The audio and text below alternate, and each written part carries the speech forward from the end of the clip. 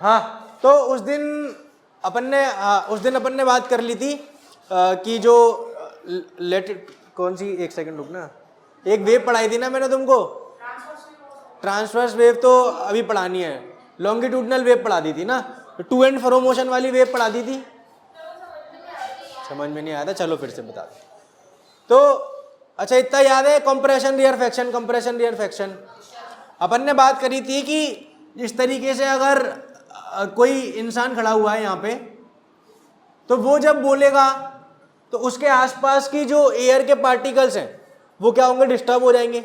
जिस तरीके से मैंने धक्के की बात करी थी, तो अगर वो सामने वाला, पीछे वाला जो है वो धक्का देता है तो सामने वाले पे जाएगा, फिर उससे अगले पे, फिर उससे अगले पे। तो इसी तरीके से इसके आसपास की जो एयर है वो क्या होगी, क्योंकि इसने बोल दिया है तो यहाँ के जो पार्टिकल्स हैं उनको क्या लगेगा, धक्का लगेगा। इन पार्टिकल्स को धक्का लगेगा तो ये अपने आगे वाले पार्टिकल्स को धक्का देंगे, फिर वो अपने आगे वाले को, फिर वो अपने आगे वाले को। जब मैंने अभी मैं जो बोल रहा हूँ वो तुम तक भी कैसे पहुंच रहा है, पार्टिकल्स जो है वो एक दूसरे को धक्का देते हुए तुम्हारी तरफ पहुंचा। अब ये जो धक्का है वो कैसा होता है तो वो हमको देखना है। तो जब ये वाला पार्टिकल इसको धक्का देगा तो ये इनके बीच में क्या होगा, गैप कम हो जाएगा। ठीक है, समझ में आ रही है कि नहीं आ रही?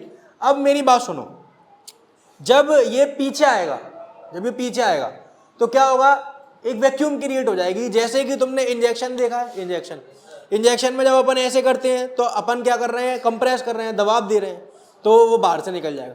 पर अगर अपन इंजेक्शन को पीछे खींचते हैं तो उसके अंदर क्या क्रिएट हो जाएगा, वैक्यूम क्रिएट हो जाएगा। ये अगर वैक्यूम क्रिएट होता है तभी तो कोई चीज उसके अंदर आ पाती है। अभी होली आने वाली है, तुम पिचकारी भरोगे तो कैसे भरते हैं पिचकारी, जब हम अंदर धक्का दे देते तो पानी बाहर निकल जाता है। अब जब ऐसे खींच रहे हैं तो वो उसको शक कर रहा है कि नहीं कर रहा अंदर। जब पिचकारी को ऐसे ऊपर की तरफ खींच रहे हैं तो पिचकारी जो है वो पानी को शक करेगी, तभी तो उसके अंदर जाएगा। पॉइंट समझ में आ रहा है? वो शक कैसे कर पाती है, क्योंकि अंदर क्या क्रिएट हो रही है, वैक्यूम क्रिएट हो रही है। वैक्यूम क्या होता है, वैक्यूम होता है खाली जगह जहां पे पार्टिकल्स नहीं है, जहां पे एयर नहीं है, उधर क्या बोलते हैं, वैक्यूम बोलते हैं। स्पेस में क्या है, वैक्यूम है। पॉइंट समझ में आ रहा है? वैक्यूम क्लीनर आता है, तुमने सुना होगा। वैक्यूम क्लीनर कैसे काम करता है, वो अपने अंदर सारी हवा खींचता जाता है, तो जो भी डस्ट के पार्टिकल्स हैं उन सबको अंदर ले लेता है, इसीलिए उसको वैक्यूम क्लीनर बोलते हैं। पॉइंट समझ में आ रहा है? तो अब मेरी बात सुनो, तो जब इसने धक्का दिया तो ये आगे गए तो यहाँ के जो पार्टिकल्स है वो आपस में पास हो गए। अब ये जो धक्का है वो और आगे जाएगा, हाँ या ना? तो अब हम देखते हैं कि जब ये धक्का आगे जा रहा होगा तब इधर वालों के साथ क्या हो रहा होगा। पॉइंट समझ में आया? जब ये धक्का आगे जा रहा होगा तो पीछे वालों के साथ क्या हो रहा होगा, कुछ तो हो रहा होगा। तो पीछे वालों के साथ क्या होगा, वैक्यूम क्रिएट हो जाएगी, और ये जो अभी पास पास थे, वैक्यूम क्रिएट होने की वजह से अब ये कैसे हो जाएंगे, दूर दूर हो जाएंगे। कैसे हो जाएंगे, ये दूर दूर हो जाएंगे। पर जो यहाँ पे धक्का था अब वो कहाँ पहुंच चुका है, आगे पहुंच चुका है। तो यहाँ पे क्या होगा, ये वाला धक्का आगे अगर पहुंच चुका है तो इस बार ये वाले पार्टिकल पास होंगे। बोलो आया ना? ये पॉइंट समझ में आ रहा है? जब ये जो धक्का है वो आगे जाएगा, पीछे वाले वैक्यूम की वजह से दूर हो जाएंगे और आगे वाले धक्के की वजह से पास हो जाएंगे। फिर ये जो सिलसिला है वो चलता रहेगा। अब अगले बार क्या हो रहा होगा, तो ये जो धक्का है वो और आगे जाएगा, तो ये वाले पीछे रह जाएंगे, ये वाले पीछे रह जाएंगे और ये दूर होने लगेंगे। और ये आदमी अगर लगातार बोल रहा है तो इस बार ये वाले वापस से धक्का खाएंगे। पॉइंट समझ में आ रहा है? तो क्या होगा यहाँ पे, इस तरीके से कंप्रेशन, और इस तरीके से अगला वाला धक्का यहाँ पे होगा, और बीच वाले कैसे होंगे, दूर दूर होंगे। अगला वाला धक्का यहाँ पे होगा और ये बीच वाले कैसे होंगे, दूर दूर होंगे। वही मैंने तुमको बताया था, क्या बताया था, पर्दों के बारे में बताया था। पर्दों में सिलवटें रहती हैं, ये दूर दूर होंगे। सिलवट याद है? ये समझ में आ रहा है? अब मेरी बात सुन लो एक सिंपल सी, जब पार्टिकल्स पास पास होते हैं तो उनके बीच में प्रेशर ज्यादा होता है। पास पास कब होंगे, जब धक्का लग रहा है। धक्का लग रहा है तो फोर्स ज्यादा, और हमने पढ़ा था कि जितना फोर्स होता है उतना ही प्रेशर होता है। किस किस को याद है ये? याद है ना? प्रेशर बराबर फोर्स अपॉन एरिया, तो फोर्स ज्यादा है तो प्रेशर भी ज्यादा है। तो ये क्या है, इसको बोलते हैं, इस वाले रीजन को बोलते हैं कंप्रेशन। जहां पे पार्टिकल्स कैसे हैं, पास पास। तो कंप्रेशन में बोला जाएगा रीजन ऑफ हाई प्रेशर या लो प्रेशर,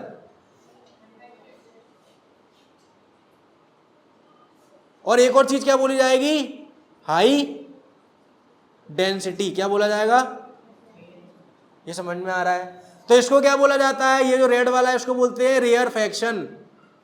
और रेयरफेक्शन में क्या लिखेंगे बेटा बता दो फटाफट से, रीजन ऑफ लो प्रेशर, और यहां पे कितना लिखेंगे, लो। समझ में आ रहा है, कोई दिक्कत है।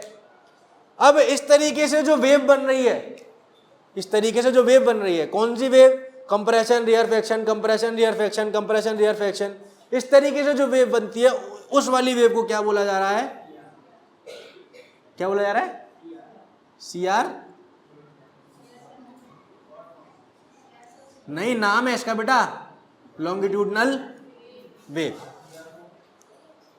इस तरीके की वेव को क्या बोला जा रहा है, longitudinal wave.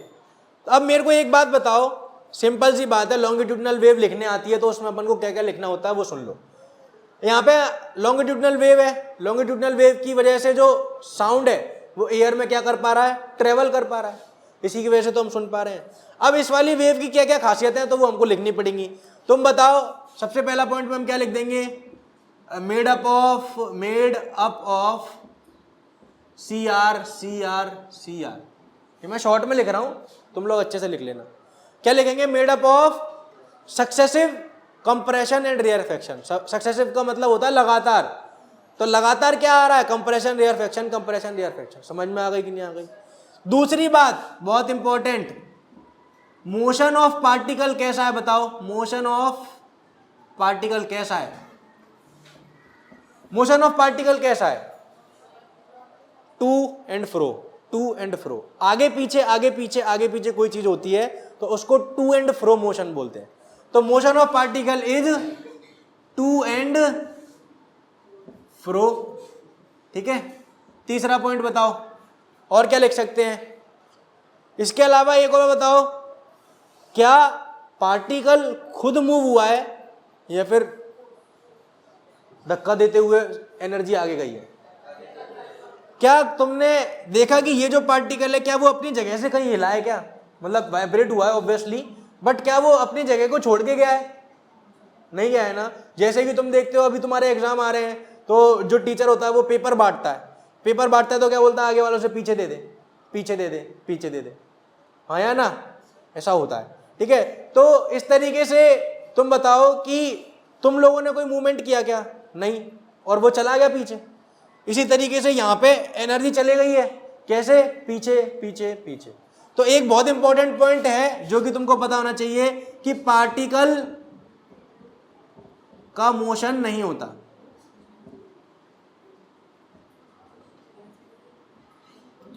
Very important, particle का मोशन नहीं होता। और जो भी थोड़ा बहुत टू एंड फ्रो मोशन हो रहा है वो किधर हो रहा है, वेव की डायरेक्शन में। वेव किधर जा रही है, सीधी अगर जा रही है मान लो, तो पार्टिकल भी तो इधर ही जा रहा है और वेव भी इधर ही जा रही है। तो एक और पॉइंट लिख सकते हैं कि motion of particle is in the direction of the wave. Point समझ में आ रहा है। तो ये लॉन्गिट्यूडनल वेव है, ये तुम देख सकते हो। इससे पहले मैंने तुमको पढ़ा दिया था कि साउंड को प्रोड्यूस होने के लिए क्या चाहिए होती है, वाइब्रेशन। एक बात बताओ, तुम लोगों ने ढोलक देखी है ना, एक बात बताओ, ढोलक जो है उसमें, ढोलक छोड़ो, वो देखा है ड्रम, बैंड वाजे बजाते हैं, बैंड में जब वो बैंड बजा रहा होता है ऐसे ऐसे करके, तुम मेरे को बताओ कि उसका जो बैंड पे जो भी वो लगा रहता है प्लास्टिक सी, अगर वो ढीली डाली लगा देंगे तो क्या आवाज़ निकल पाएगी जो निकलनी चाहिए, वो कैसी होनी चाहिए, टाइट होगी तो क्या हो पाएगा, वाइब्रेशन। किसी के पास रबर है, रबर जो नोटों में बांधते हैं वैसी वाली, उधर से लेके आओ ऑफिस से। तो अब तुम देखो, क्या हम रबर से साउंड प्रोड्यूस कर सकते हैं, देखी होगी तुमने, किया होगा, बट उसके लिए उसको क्या करना पड़ता है, खींचना पड़ता है, क्योंकि जब हम खींचेंगे तभी उसमें वाइब्रेशन अच्छे से होगी वरना वाइब्रेशन अच्छे से नहीं होती। तुम देखो गिटार, गिटार तुमने देखा है, गिटार अगर तुमने देखा है तो तुम देखो उसमें ऊपर, अब तुम देखो, अब वैसे तुमको सुनाई तो नहीं देगी, तुमको सुनाई तो नहीं देगी, पर देखो अगर इसको अपन स्ट्रेच करके, और सुनाई दे रही है, दे रही है, सुनाई दे रही है सबको? तो ये कैसे हो पा रहा है? और तुमको वाइब्रेशन भी समझ में आ रहा होगा, वाइब्रेट हो रही है। तो ये एक बहुत ही इंपॉर्टेंट पॉइंट है कि बिना वाइब्रेशन के कोई भी साउंड नहीं निकल सकता। अगर साउंड निकल रहा है तो वहां पे वाइब्रेशन तो होगी ही होगी। पॉइंट समझ में आ रहा है ना? गिटार की मैं बात कर रहा था, तो तुमने देखा है गिटार अगर तुमने देखा तो तुम देखोगे गिटार में जो भी लोग पास गिटार होता है ना, उसमें गिटार के ऊपर इस तरीके, तो मैं किसकी बात कर रहा था? गिटार की। तो गिटार में तुम देखना, गिटार में ऊपर की तरफ ना ऐसे जैसे पंखे का रेगुलेटर होता है ना, वैसे गोल गोल वाले होते हैं। अब उनका क्या काम होता होगा? टाइट करने का काम। जो स्ट्रिंग है वो बजा बजा के लूज अगर हो जाएगी तो उसको टाइट कर लो, जिससे कि जो आवाज है वो अच्छे से निकले। तो एक बड़ा सा इंपॉर्टेंट पॉइंट है, वो क्या है? वो सिंपल सा पॉइंट है कि sound can not be produced without vibration. ये तुमको पता होना चाहिए, ठीक है? अच्छा, अब एक और बात सुनो, एक और बात सुनो। क्या बात है वो? Sound can not be produce तो हमने पढ़ लिया। आगे क्या है? हाँ, अभी तुमने देखा है कि साउंड जो है वो आगे कैसे जा पा रहा है, तुमने देखा है ना? अब एक बड़ी सिंपल सी बात है कि अगर वो आगे जा पा रहा है, मेरे को ये बताओ कि ये पार्टिकल ही ना हो, ये पार्टिकल ना हो तो क्या साउंड आगे जा पाएगा? हाँ, मेरी बात सुनो, क्या बात कर रहा था मैं? हाँ, तो अगर ये पार्टिकल्स ही ना हो तो क्या ये साउंड आगे जा पाएगा? सोच के देखो, नहीं जा पाएगा ना, नहीं जा पाएगा। और ये बात बिल्कुल सही भी है। तुम देखो कि तुम्हारी बुक में एक एक्सपेरिमेंट है जो कि क्या बता रहा है कि अगर एक जार के अंदर वैक्यूम क्रिएट कर दी जाए और एक इलेक्ट्रिक बेल लगा दी जाए तो उस इलेक्ट्रिक बेल में कोई भी आवाज नहीं आएगी, क्योंकि वैक्यूम का मतलब क्या होता है कि कोई पार्टिकल नहीं है, ना हवा है ना कुछ है, कोई पार्टिकल नहीं है। और पार्टिकल नहीं है तो जो साउंड वाइब्रेशन निकल रही है उसको आगे कौन ले जाएगा? कोई भी नहीं। तो क्या आवाज आ पाएगी? नहीं आ पाएगी। तो अगर अर्थ के बाहर चले जाते हैं अपन लोग, चांद पे जैसे चले गए या फिर कहीं और चले गए, तो वहां पे हमको आवाज नहीं सुनेगी। इसीलिए जो लोग, जो एस्ट्रोनॉट वगैरह चांद पे जाते हैं, वो ज्यादातर इशारों में बात करते हैं, हाँ सब बढ़िया ये वो ऐसे करके। पॉइंट ये है कि वहां पे आवाज नहीं आएगी। समझ में आ रहा है? क्यों नहीं आएगी? क्योंकि साउंड नीड्स अ मीडियम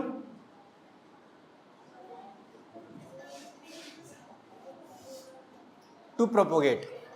ये जो पूरा का पूरा चैप्टर है, मोस्ट ऑफ द चैप्टर, आधे से ज्यादा चैप्टर इस बात पर टिका हुआ है कि साउंड किस तरीके से पार्टिकल्स की मदद से आगे जा रहा है। अगर तुम इस बेसिक पॉइंट को समझ गए, कौन से बेसिक पॉइंट को, कि कैसे पार्टिकल्स पे साउंड डिपेंड कर रहा है, तो तुम आगे सब समझ जाओगे कि ऐसा क्यों हो रहा है, ऐसा कैसे हुआ होगा, ये सब क्या होता है। पॉइंट समझ में आ गया? तो देखो, हमने प्रोपोगेशन ऑफ साउंड पढ़ लिया है, ठीक है? कंप्रेशन और रेयरफेक्शन पढ़ लिया है। इसके बाद sound needs a medium to travel पढ़ लिया है। देखो तुम लोग, प्रोपोगेशन मतलब आगे जाना, ट्रेवल करना, आगे जाना, फैलना।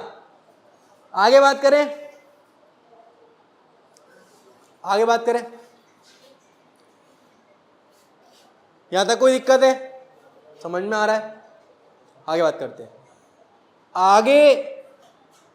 अच्छा, अब बात ऐसी है बेटा कि ये जो साउंड ट्रेवल हो रहा है वो लॉन्गिट्यूडनल वेव में हो रहा है।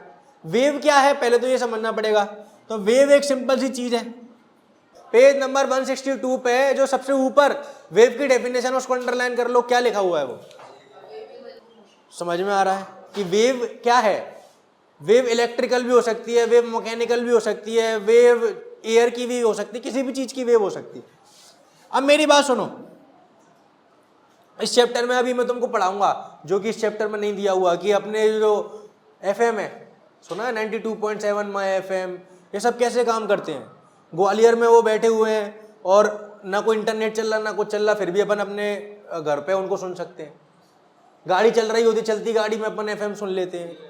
तो हाँ, तो ऐसा कैसे होता है, ठीक है। उसके अलावा वॉकी टॉकी देखा है, अगर मैं यहाँ पे खड़ा हूँ और तुम स्कूल के बाहर भी खड़े हो तो अपन एक दूसरे से मैसेज में मतलब कॉल जैसा ही होता है, वो बात कर पाएंगे, ठीक है।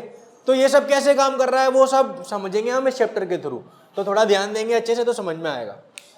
तो वेव क्या है वो समझ में आ रहा है तुमको। अब एक और बात, एक बड़ी इंपॉर्टेंट बात है कि क्योंकि साउंड किस पे डिपेंड कर रहा है, पार्टिकल्स पर डिपेंड कर रहा है और पार्टिकल्स के थ्रू जा रहा है, इसीलिए यहाँ पे जो साउंड है उसको क्या बोला जाता है, मैकेनिकल वेव। क्या बोला जा रहा है, मैकेनिकल। याद करो पिछले चैप्टर में अपन ने पढ़ा था कि काइनेटिक एनर्जी को और पोटेंशियल एनर्जी को मिला देते हैं तो क्या बनता है, मैकेनिकल एनर्जी, ठीक है। मैकेनिकल जब भी शब्द आएगा तो अपन को क्या याद करना है कि कहीं ना कहीं मूवमेंट की बात हो रही है। तो साउंड जो है वो पार्टिकल्स के मूवमेंट की वजह से ट्रांसफर हो रहा है, इसलिए उसको क्या बोला जाता है, मैकेनिकल वेव। तुम लोग एक बुक दे ही दो यार, तुम लोग पेज नंबर 162 पे ही sound needs a medium to travel के जस्ट नीचे देखो, उसको अंडरलाइन कर लो। उसने बोला है sound is a mechanical wave, तो तुमको पता होना चाहिए, ठीक है। अगर ऑब्जेक्टिव में सवाल आ जाता है कि sound is a dash wave, electrical, mechanical, radio, ऐसे करके मैं 3-4 ऑप्शन दे दूं तो पता होना चाहिए। तो बेटा क्या है कि अभी तक हमने जो वेव पढ़ी है वो कौन सी थी, लॉन्गिट्यूडनल वेव। लॉन्गिट्यूडनल वेव में तुमको क्या क्या याद होना चाहिए मैंने बता दिया है, और वो कैसे होती है वो भी मैंने तुमको बता दिया। अब एक्चुअली में साउंड जो है वो लॉन्गिट्यूडनल में करता है एयर के अंदर अगर साउंड जा रहा है, जो कि अभी तुम सुन पा रहे हो, वो किसकी मदद से हो रहा है, लॉन्गिट्यूडनल वेव की मदद से।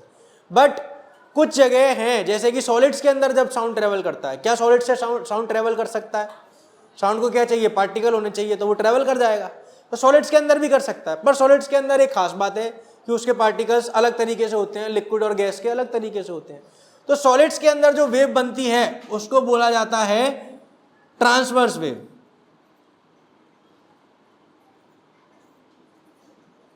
कौन सी वेव बनती है, अब इसकी डिटेल अगर ज़्यादा देखोगे तो वो आगे ही आएगी, वो थोड़ा सा इलास्टिसिटी वगैरह पे डिपेंड करता है, क्योंकि सॉलिड जो होते हैं वो अपना शेप वापस रीगेन कर लेते हैं बहुत जल्दी से, इसीलिए ट्रांसवर्स वेव बनती है। पर ये कौन सी वाली है तुमको पता है, ये वाली वेव है। इस वाली वेव में क्या होता है, तो तुमको मैंने बताया था जैसे हम पत्थर में पानी डालते हैं तो पानी जो है वो पत्थर में पानी सॉरी कोई बात नहीं, जब हम पानी में पत्थर डालते हैं और पानी रुका हुआ है, पानी जो है वो बहता हुआ नहीं है, मान लो पानी अपने किसी बर्तन में, तो अगर अपन ने उसमें पत्थर डाला तो किस तरीके से पानी ऐसे ऐसे ऐसे ऐसे होता है, उसी वेव को क्या बोलते हैं, ट्रांसवर्स वेव।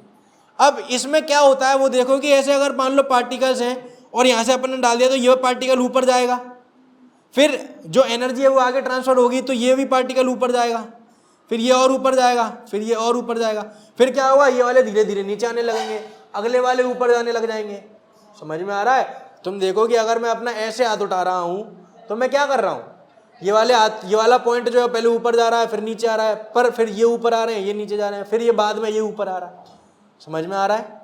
अगर मैं यहाँ पे पॉइंट ड्रॉ कर लूँ, एक यहाँ पे और एक यहाँ पे, तो तुम देखो क्या हो रहा है, दिख रहा है तुमको, जब ये ऊपर जा रहा है, जब ये ऊपर पहुंच चुका है तब इसने शुरू किया है, और जब ये नीचे जा रहा है तब इसने ऊपर आना शुरू किया है, जब ये नीचे पहुंच जाएगा तब ये ऊपर होगा, फिर अगली बार ऐसे होगा, फिर अगली बार ऐसे होगा। पॉइंट समझ में आ रहा है। तो यहाँ पे अब हमको इससे कंपेयर करना है, ये कौन सी वेव है, ट्रांसवर्स वेव है। इससे कंपेयर करेंगे तो क्या बोलेंगे, यहाँ पे पहली बात तो कोई कंप्रेशन रेयरफेक्शन जैसी कोई बात नहीं है, ठीक है, पर यहाँ पे मोशन ऑफ पार्टिकल कैसा है, परपेंडिकुलर। समझ में आ रहा है कि नहीं। तो अपन परपेंडिकुलर की जगह क्या लिख सकते हैं, अप एंड डाउन, बोलो आया ना। और वेव सीधी जा रही है, वेव कहाँ जा रही है, सीधी, और पार्टिकल कहाँ जा रहे हैं, ऊपर नीचे, तो परपेंडिकुलर टू द समझ में आ रहा है। इसमें लिखा है ट्रांसवर्स वेव के बारे में, हाँ लिखा है, ठीक है, इसमें लिखा है, बिल्कुल लिखा है। तुम अगर एक रस्सी को, तुमने वाली जिम वगैरह की जैसे वीडियोस आते हैं तो तुमने वाली एक्सरसाइज देखी होगी कि पकड़ के ऐसे ऐसे ऐसे करते हैं, तो वो कौन सी वेव है, ट्रांसवर्स वेव। समझ में आ रहा है, वो कौन सी वेव है, ट्रांसवर्स वेव। जब हम कपड़े को फटकारते हैं, कपड़े को फटकारते हैं, तो वो कौन सी वेव है? ट्रांसवर्स। समझ में आ रहा है तुमको? बड़ी सिंपल सी बात है। अब मेरी बात सुनो। हाँ, अब पहले तो फटाफट से एक काम करो कि ये शुरू के 2-3 पेज जो हैं वो पढ़ लो थ्योरी के, फिर मैं आगे बढ़ रहा हूँ।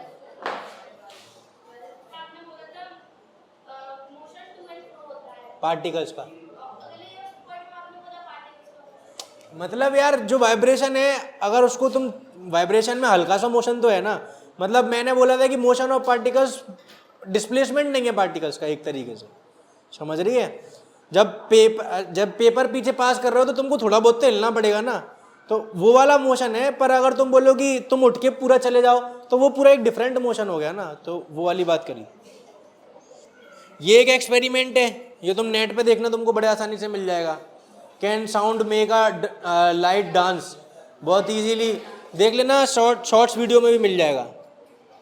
अब आगे जो आ रहा टॉपिक वो इस चैप्टर का बहुत इंपॉर्टेंट टॉपिक है। अब तुम सबसे पहले तो ये समझो कि कैरेक्टरिस्टिक्स होती क्या है।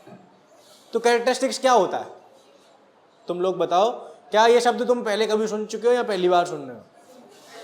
कैरेक्टरिस्टिक्स क्या होता है? किसी भी चीज की, हर चीज की अपनी कुछ ना कुछ विशेषताएं होती हैं, हाँ या ना? चाहे वो इंसान हो, चाहे वो कोई हो, हर चीज की कुछ ना कुछ विशेषताएं होती है। पॉइंट समझ में आ रहा है कि नहीं आ रहा है? अब मेरे को ये बताओ कि जो किसी इंसान की अगर अपन बात करते हैं तो उसकी विशेषताएं तो उसको अलग बनाती हैं। पॉइंट समझ में आ रहा है? कोई बच्चा है वो पढ़ने में होशियार है, कोई बच्चा है वो दौड़ने में होशियार है, कोई बच्चा है वो किसी और चीज में सही है, कोई है वो किसी में गधा है। कुल मिला के हर किसी की अपनी अपनी विशेषताएं होती हैं, तभी तो हम सब अलग अलग हैं। अगर हम सब की विशेषताएं एक ही जैसी हो जाएंगी तो हम में कोई विविधता ही नहीं बचेगी। विविधता समझते हो ना, डिफरेंसेस नहीं बचेंगे। अब मेरे को ये बताओ कि क्या साउंड में हमको कैरेक्टरिस्टिक पढ़ना जरूरी है कि नहीं है? क्योंकि साउंड भी अलग अलग तरीके का, कितने प्रकार का होता है, कितने प्रकार का होता है।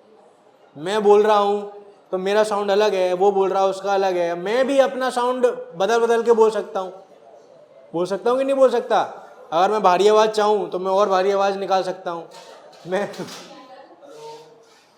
हेलो हेलो हेलो ऐसे ऐसे निकाल सकते हैं। पतली आवाज चाहो तो हेलो हेलो तो ऐसी भी आवाज निकाल सकता हूं। मीडियम तो इतनी देर से बोल ही रहा हूं, पागल 1 साल हो चला बोलते हुए मीडियम निकालना। अब मेरी बात सुनो, यहाँ पे जो मैंने अलग अलग आवाजें निकाली, पॉइंट सुनना जरा, यहाँ पे जो मैंने अलग अलग आवाजें निकाली, उन अलग अलग आवाजों में क्या अलग अलग विशेषताएं थी, वो समझने के लिए कैरेक्टरिस्टिक ऑफ साउंड समझनी पड़ी।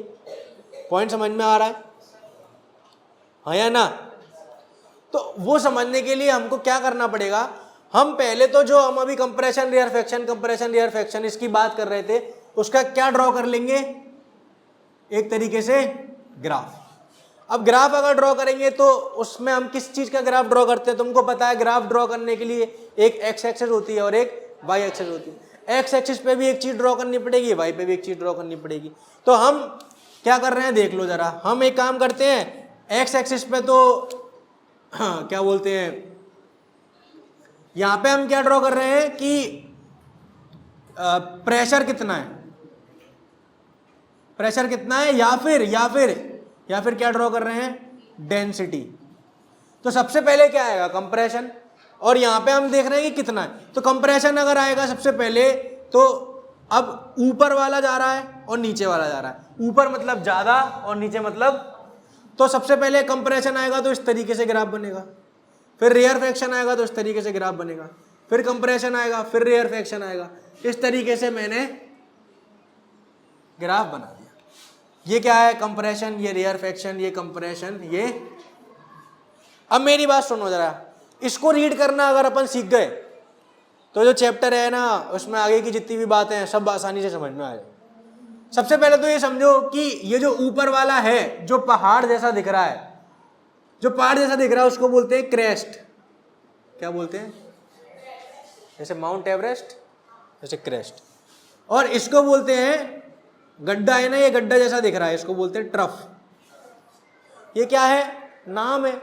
जैसे एक्स एक्सिस वाले को ऑर्डिनेट बोलते हैं, वो एब्सिसा बोलते हैं, उसको ऑर्डिनेट बोलते हैं। ऐसे ही यहाँ पे ऊपर वाले को क्रेस्ट और नीचे वाले को ट्रफ, ये सब। मेरी बात सुनो, मेरी बात सुनो, यहाँ पे ये जो वेव है वो कैसे जा रही है, ये अगर हम ड्रॉ करके देख रहे हैं तो ऐसे। अब अलग अलग साउंड की क्या सारी वेव ऐसी जाएंगी कि कम ज्यादा हो सकती है? कम ज्यादा हो सकती है। अब वही पढ़ने वाले हैं हम, ये कैरेक्टरिस्टिक ऑफ साउंड में किस तरीके की वेव होती है तो कैसा साउंड होना चाहिए, हम ये समझने वाले हैं। समझ में आ रही है? जैसे कि अगर अपन इसके जैसे दूसरी बनाना चाहें तो वो हम कैसी बना सकते हैं? हम ऐसी बना सकते हैं। बोलो आया ना? ये भी एक साउंड वेव हो सकती है, बिल्कुल हो सकती है। इसमें और इसमें क्या अंतर है? बहुत कुछ अंतर तुमको दिख रहा हो। अब वो अंतर क्या होते हैं, वो अंतर कैसे होते हैं, अंतर क्या है, उससे क्या समझना है, वो सब हम पढ़ने वाले हैं। तो कैरेक्टरिस्टिक ऑफ साउंड में सबसे पहले हम देख लेते हैं बेटा फ्रीक्वेंसी। क्या देख लेते हैं? फ्रीक्वेंसी। अच्छा एक बात बताओ, जैसे कि अपने घर पे कोई रिश्तेदार आता ही है, और रिश्तेदार मान लो कोई रिश्तेदार है तुम्हारा, वो रहता है बंबई वगैरह में, जो कि अपने मुरैना से बहुत दूर है। अब मान लो बंबई से अपने यहाँ कोई रिश्तेदार आया है, तुम्हारे यहाँ आया है, तो तुम उसकी कितनी खातिरदारी करोगे? बहुत खातिरदारी करोगे ना, अरे अरे आओ आओ बैठो बैठो बैठो, है ना, इस तरीके से। अरे बस रहने दो तुम, तो फिर तुम्हारे रिश्तेदार भर्जी हैं, तुम्हारे रिश्तेदारों को इज्जत नहीं है, इसका मतलब। मेरा पॉइंट समझ रहे हो मैं क्या बोल रहा हूँ? अगर इतनी दूर से कोई रिश्तेदार आया है तो उसकी खातिरदारी नहीं करोगे? उसके लिए खाना भी बनेगा अच्छा वाला, उसके लिए तुम्हारे कमरे में तुमको लात मार के भगा देंगे कि तू इधर उधर धरती पे सो, आज इस कमरे में ये सोएंगे। ऐसा होता है कि नहीं होता? होता ही है ना। अच्छा अब एक बात बताओ, ठीक है, उनकी खातिरदारी हो रही है। और इसी तरीके से मान लो पड़ोस वाली आंटी आती हैं, बोलते अरे सुन रही हो वो शक्कर खत्म हो गई है। अब मेरे को ये बताओ, क्या पड़ोस वाली जब आंटी आएंगी तो तुम उनको पानी वानी कुछ पूछोगे? कुछ भी नहीं पूछोगे। क्यों क्यों क्यों? हाँ शक्कर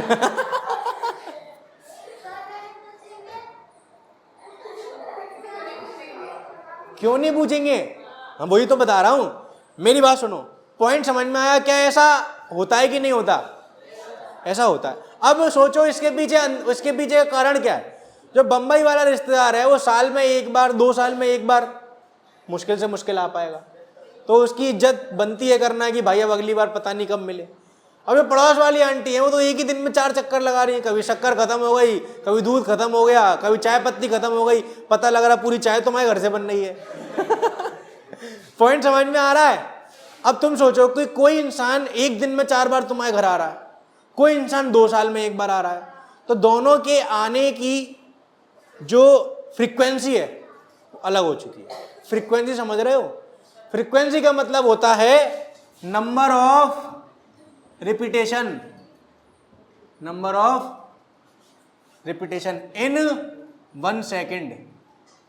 फ्रीक्वेंसी क्या है? नंबर ऑफ रिपीटेशन इन। तो यहां पे किसके रिपीटेशन की बात कर रहे होंगे हम? यहां पे किसके रिपीटेशन की बात कर रहे होंगे? तो सबसे पहले समझो कि अगर तुम यहां पे देख रहे हो तो ऐसा कौन सा हिस्सा है जो बार बार रिपीट हो रहा है? ऐसा कौन सा हिस्सा है जो बार बार रिपीट हो रहा है? तो तुम देखोगे कि यहां से शुरू हुआ, यहां पे खत्म हुआ, और यहां से वापस से सेम चीज रिपीट हो रही है, हाँ या ना? तो यहां से यहां तक का जो हिस्सा है इसको बोला जाता है, यहां से यहां तक का जो हिस्सा है वो अब रिपीट होने लग रहा है, तो इस वाले को बोला जाता है एक तरीके से वेव। ये जो वेव है वो बार बार रिपीट हो रही है। और यहां से यहां तक की जो लेंथ है उसी को क्या बोला जाता है? Wave length. क्या बोला जाता है? जितनी भी वेव निकलती है उन सब की अपनी कुछ ना कुछ क्या होगी? वेवलेंथ होगी। इसकी वेवलेंथ कैसी दिख रही है तुमको? छोटी। इसकी कैसी दिख रही है? बड़ी। समझ में आ रहा है? समझ में आ रहा है? अगर फ्रीक्वेंसी की बात करें तो समय के साथ ये बहुत देर में आ रहा है और ये बहुत, तो ये कैसा हो गया? हाई फ्रीक्वेंसी का साउंड। ये कैसा हो गया? लो फ्रीक्वेंसी का साउंड। अब समझ में आ रहा है इस तरीके की बातें को क्या मतलब होता है? इसी तरीके से तुम इमेजिन करो कि तुम एक रोलर कोस्टर में बैठे हो। किसमें? तो रोलर कोस्टर में बैठे हो तो तुम बताओ कि तुम जितने ऊपर से गिरोगे क्या तुम्हारी चीख उतनी ज्यादा निकलेगी? है ना, हाँ या ना? तो इसी तरीके से यहां पे होता है। ये जो ऊंचाई है, इसको बोला जाता है एम्पलीट्यूड। और एम्पलीट्यूड का सीधा सीधा सा अर्थ होता है, एम्पलीट्यूड का सीधा सीधा सा मतलब है कि कोई साउंड कितना तेज है, उसकी वॉल्यूम कितनी है। जब हम टीवी की वॉल्यूम बढ़ाते हैं तो हम एक्चुअली में क्या कर रहे होते हैं, एम्पलीट्यूड बढ़ा रहे होते हैं। ठीक है, अगर मैंने ये मारा है और ये मारा है तो दूसरे वाले में एम्पलीट्यूड ज्यादा है। समझ में आ रहा है कि नहीं आ रहा? तो एम्पलीट्यूड क्या है, अगर एम्पलीट्यूड कम है तो आवाज कैसी आएगी, सॉफ्ट आएगी। एम्पलीट्यूड ज्यादा है तो आवाज कैसी आएगी, लाउड आएगी, भारी तो नहीं। समझ में आ रहा है? और यहां से एक और बात समझो कि जो फ्रीक्वेंसी होती है, अगर फ्रीक्वेंसी कम होती है, फ्रीक्वेंसी कम है जैसे कि इसमें, तो आवाज भारी आती है। लो फ्रीक्वेंसी मतलब लो पिच साउंड, और हाई फ्रीक्वेंसी जैसे लड़कियों की जो आवाज होती है उसकी फ्रीक्वेंसी ज्यादा होती है, इसीलिए लड़कियों की आवाज पतली आती है। और लड़कों की जो फ्रीक्वेंसी होती है वो ज्यादा होती है, लड़कों की जो फ्रीक्वेंसी है वो कम होती है, इसीलिए उनका आवाज कैसा आता है, भारी आता है। ये बात सही है कि गलत है? सही है, ये तुमको पता होना चाहिए। ठीक है, तो अभी हम क्या समझे, वेवलेंथ क्या है वो समझ में आ रहा है। अब एक और बात बताओ, अच्छा फ्रीक्वेंसी समझ में आ गया, number of repetition in 1 second, और एम्पलीट्यूड समझ में आ गया, और वेवलेंथ क्या है। अच्छा एक और बात समझ लो कि यहां से अगर आप यहां तक की बात कर रहे हो तो वो वेवलेंथ है, पर अगर यहां से यहां तक की बात करेंगे तो वो भी क्या होगा, वेवलेंथ ही तो होगा। वो भी क्या होगा, वेवलेंथ ही तो होगा। जैसे कि अगर अपन इस वाली लेंथ को नापना चाह रहे हैं, ये मान लो ये कुछ लेंथ है, मान लो ये 5 सेंटीमीटर की है। अब एक बच्चा तो 0 सेंटीमीटर स्केल का यहाँ पे रखता है तो उसका 5 यहाँ पे आ जाएगा, तो वो भी कितना नापेगा, 5। और कुछ बच्चे ऐसे होते हैं जो 0 से जीरो से नहीं नापते, तो वो क्या करते हैं, अगर यहाँ पे 5 सेंटीमीटर रखेंगे तो यहाँ पे उनका कितना आएगा, 10 आएगा। क्या लेंथ दोनों ने बराबर नापी?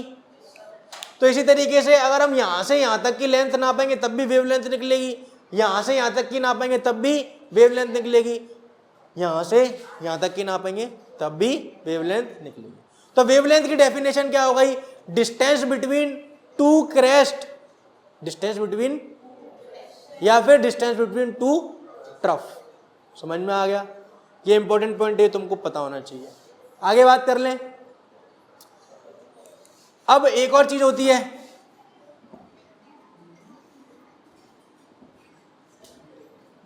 अच्छा एक और चीज, अच्छा एक तो क्या होगा, वेव अगर है तो वो कितनी स्पीड से जा रही है तो वो उसकी क्या हो जाएगी, स्पीड हो जाएगी। इसमें कोई दिक्कत है? वेव जो है वो कितनी तेज ट्रेवल कर रही है वो उसकी स्पीड हो गई। अब एक और चीज क्या है, टाइम पीरियड। फ्रीक्वेंसी क्या था कि 1 सेकंड में कितना रिपीटेशन हो रहा है। अब वो 1 सेकंड में कितना रिपीटेशन हो सकता है वो तुम देखो कि अगर अपन इसकी बात करें तो ये 1 सेकंड में मान लो 50 बार रिपीट हो रही है, ठीक है, तो उसकी फ्रीक्वेंसी कितनी हो जाएगी, 50 हर्ट्ज। हर्ट्ज क्या है, फ्रीक्वेंसी की यूनिट है। जिस तरीके से वजन की कितनी होती है, किलोग्राम, ठीक है, फोर्स की क्या होती है, न्यूटन, ऐसी फ्रीक्वेंसी की क्या है, हर्ट्ज। और हर्ट्ज क्या होती है, 1/सेकंड। ठीक है, अब मेरी बात सुनो, यहाँ पे 50 हर्ट्ज का क्या मतलब है कि 1 सेकंड में 50 बार रिपीट हो रहा है। 1 सेकंड में यहाँ पे कितनी होगी, मान लो यहाँ पे फ्रीक्वेंसी हो सकती है, मान लो अपन बोल लेते हैं 10 हर्ट्ज। कितनी है, मतलब 1 सेकंड में 10 बार रिपीट हो रहा है। अब हम जानना चाह रहे हैं कि टाइम पीरियड क्या है। टाइम पीरियड समझो सबसे पहले तो कि क्या होता है कि एक वेव को, यानी कि इतने टुकड़े को कितना समय लग रहा है, इतने टुकड़े को आने में कितना समय लग रहा है। जब हम बोलना शुरू करेंगे तो ये अपने आप तो नहीं बन जाएगा, पहले ये बनेगा, फिर यहाँ पे आएगा, फिर यहाँ पे आएगा, फिर यहाँ पे आएगा। तो यहां तक आने में कितना समय लगा, एक वेव को आने में कितना समय लगा, उसको बोला जाएगा टाइम पीरियड। उसको क्या बोला जाएगा? ये सिंपल सी ऐसी बात है कि मान लो तुम्हारी मम्मी 1 घंटे में मान लो 20 रोटी बनाती है, मान लो, तो 1 घंटे में उनकी फ्रीक्वेंसी कितनी हो गई, 20, क्योंकि 20 बार क्या चीज हो गई, रिपीट हो गई है। पर एक रोटी को बनाने में कितना समय लग रहा है, 3 मिनट। 3 मिनट, तो 3 मिनट क्या हो गया उनका टाइम पीरियड। समझ में आया एग्जांपल? अगर मम्मी 20 रोटी बनाती है 1 घंटे में, तो 20 क्या हुआ उनकी फ्रीक्वेंसी, नंबर ऑफ रिपीटेशन। पर एक रोटी को बनाने में कितना समय लग रहा है, वो उनका क्या हुआ, टाइम पीरियड। प्रत्येक रोटी पे 3-3 मिनट लग रही है, इसलिए 1 घंटे में 20 बन रही है। तो टाइम पीरियड क्या हो गया, समझ में आ गया। और तुम बताओ क्या टाइम पीरियड और फ्रीक्वेंसी में कुछ रिश्ता होना चाहिए कि बस वो ऐसे ही है? होना चाहिए ना। और वो रिश्ता क्या कहलाता है, T बराबर 1/f या फिर f बराबर 1/। इसीलिए फ्रीक्वेंसी की यूनिट क्या आ रही है, 1/सेकंड। अगर कोई वेव है जो 1 सेकंड में 50 बार रिपीट हो रही है, तो एक बार रिपीट होने में उसको कितनी सेकंड लगेगी, 1/50। बड़ा सिंपल सी बात है, लॉजिक समझ में आ रहा है, कोई दिक्कत लगी अभी तक, नहीं लगी। अब वेवलेंथ जो होती है बेटा, उसको किससे रिप्रेजेंट किया जाता है, लैम्डा।